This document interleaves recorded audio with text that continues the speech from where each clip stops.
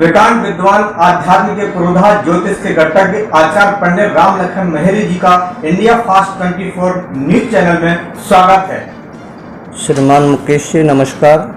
हमारे जितने भी दर्शक हैं सभी दर्शकों को मैं नमस्कार करता हूं, अभिवादन करता हूं। उन सभी का इस न्यूज चैनल में स्वागत करता हूं। महाराज जी, सबसे पहले आपसे एक प्रश्न है।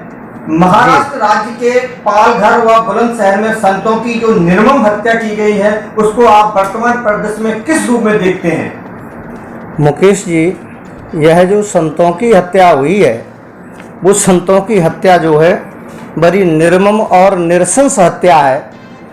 इस हत्या से मेरे अंतःकरण को बड़ी पीड़ा हुई, बहुत मार्मिक वेदना हुई। भारत जैसी हमारी सनातन भूमि पर, और वह भी सन्यासी संत चाहे वैष्णव हो चाहे सन्यासी हो, और उसकी इस प्रकार से नृशंस निर्मम हत्या हो जाना एक बहुत बड़ा भयानक जो है प्राकृतिक आपदा, राष्ट्र आपदा का संकेत है। हम ये मानते हैं कि जो संतों की भूमि है, सनातन संस्कृति की भूमि है, और वहाँ इस प्रकार की हत्याएं होना ये बहुत बड़ा जघन्य अपराध है। वहाँ की शासन प्रणाली को, शासन तंत्र को इस पर शीघ्र ही कार्रवाई करना चाहिए। जो दोषी हैं उन दोषियों को चुनकर के केवल और केवल मृत्युदंड देना चाहिए। हमारे धर्म ग्रंथ कहते हैं, रामचरितमानस में हनुमान जी महाराज संत हैं, लंका में गए हैं, रावण ने अवज्ञा किया, रावण ने उनके शांति जो सुझाव था उसका स्वागत नहीं किया, परिणाम ये लंका को जलना पड़ा। तो गोस्वामी जी कहते हैं कि साधु अवज्ञा कर फल ऐसा, जरे नगर अनर्थ कर जैसा। तो ये संत की अवज्ञा मात्र से इतना बड़ा परिणाम आता है। तो जहां भयानक निर्मम हत्या हुई है, पीट पीट करके हत्या हुई है, निश्चित रूप से महाराष्ट्र की पृथ्वी के लिए ये भयानक परिणाम कारक है। इस पर शीघ्र ही न्यायिक कार्रवाई होना चाहिए। दोषियों को केवल और केवल मृत्युदंड मिलना चाहिए। इसको आप राजनीति के तौर पे किस प्रकार से देखते हैं? क्या वहां का जो प्रशासन है, वहां की जो सरकार है महाराष्ट्र की, क्या संतों की सुरक्षा नहीं कर पा रही है? क्या देखते हैं आप इसको? मुकेश जी, निश्चित रूप से महाराष्ट्र की सरकार पर हमारा कहना तो प्रक्षेप हो गई। निश्चित रूप से यह हमारा कहना है कि वो संतों को धार्मिकता की ओर से महाराष्ट्र सरकार का बिल्कुल भी ध्यान नहीं है।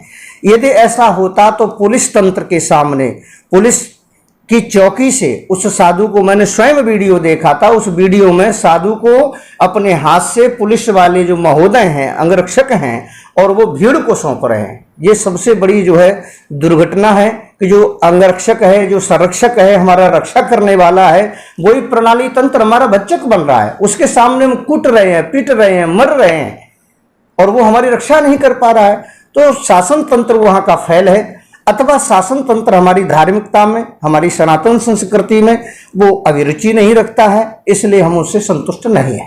तो क्या हम ये मान के चले कि किसी भी तरीके से ये जो सनातन धर्म है, क्या उस पर प्रहार है ऐसे लोगों का कि जो लोग सनातन धर्म के विरोधी हैं? निश्चित रूप में लेते हैं, सुनिश्चित रूप से यही हमारा मानना है, क्योंकि जो भी जन समुदाय है उसका मुख्य संरक्षक होता है वहां का शासन तंत्र। उस जन समुदाय पर शासन तंत्र निष्फल हो रहा है। शासन तंत्र के सामने जन समुदाय की भीड़ साधुओं की हत्या कर रही है, सनातन संस्कृति को पैरों तले कुचल रही है। मैं तो ये कहूंगा, अभी बुलंदशहर में भी 2 हत्याएं हुई हैं, वो भी साधुओं की हत्याएं हुई हैं। तो ये क्या हो रहा है? ये सारी परिस्थितियां हमारी सनातन संस्कृति को कुचलने का जानबूझ करके एक षड्यंत्र है। नहीं तो वहां का शासन तंत्र निश्चित रूप से उस पर नकेल लगाए, उस पर अपना अंकुश लगाए और त्वरित उनको दंडित किया जाए।